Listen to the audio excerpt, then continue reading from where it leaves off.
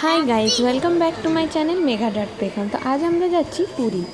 তো এই দেখো ট্রেনের মধ্যে চেপে পড়েছি, আর এই পেখম আমি আর পেখমের মিষ্টি, সঙ্গে অপূর্বও আছে অন্য সিটে।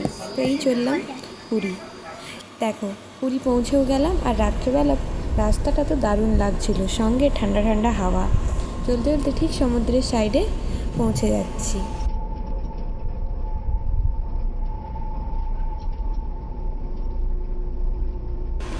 এই দেখো পৌঁছে গেলাম, আর বেশ ভালোই আমরা চলতে শুরু করলাম।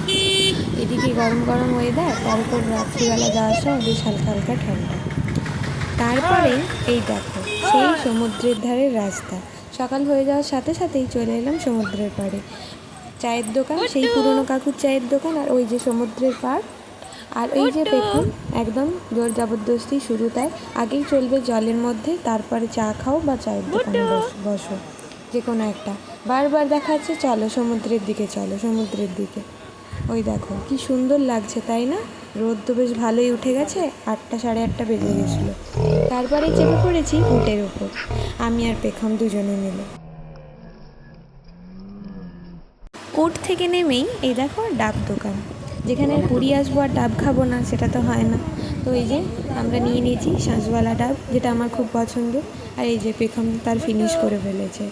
ডাব খেয়ে চললাম হোটেলের দিকে। তার আগে একটু সমুদ্রের পাড়ের এই যে পাশাপাশি দোকানগুলো, এগুলো একটু ঘুরে নিলাম টুকটাক।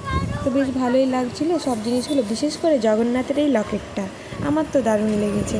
তোমাদের কেমন লাগে জগন্নাথের লকেট জানিও কিন্তু কমেন্টে। তার পাশাপাশি এই ছোটোখাটো দোকানগুলো। তারপরেই দুপুরবেলা চলে এসেছি সমুদ্রের পাড়ে স্নান করতে। পেখম পেয়ে গেছে গোপাল ঠাকুর নিয়ে সে স্নান করতে ব্যস্ত।